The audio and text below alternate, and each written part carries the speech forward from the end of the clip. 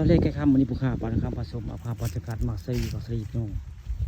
มักสลีพักอ่อนได้เลยข้าเจ้าปลูกบริเวณน้ำพุงบ้านน้ำพุงสามัคคีได้ข้าเจ้าปลูกหลายแล้วนี่มาพ่อทำเนี่ยเพิ่นมาเกี่ยวหญ้าพี่น้องเพิ่นมาเกี่ยวหญ้าบริเวณนี้ได้เกี่ยวหญ้าเลยฮะมาเกี่ยวหญ้าในสวนมักสลีพักอ่อนนี่เพิ่นมาเกี่ยวหญ้าในผู้ค้าเลยภาพบรรยากาศมักสลีพักอ่อนเพราะว่าตะงอยมาเบิ่งมาชมงามแท้มักสลีกับเจ้านี่มักสลีพักอ่อน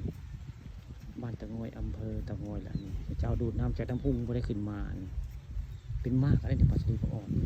ครับมักสลีกับเจ้าพร้อมที่อันมันบ่ซ้ำบ่สูงซับๆจะได้มักสลีพักอ่อนหลายเลยนี่คือภาพมักสลีพักอ่อนอยู่ด้วยบ้านน้ำพุงสามัคคีมีแม่น้ำพุงได้ไปตรงทางหน้าจะมีน้ำพุงนะเป็นหน้าสุดทางสิน้ำพุงคือทัดสวยงามเลยนะนี่คือเป็นภาพบรรยากาศตอนบ่ายนี่เขาเว้นป่าทำให้เกี่ยวหญ้าก็เลยภาพบรรยากาศมักสลีสวนมักสลีถ้าว่าตะงอยมาให้เบิ่งไม้ชมในพี่น้องนี่ค่ะคือ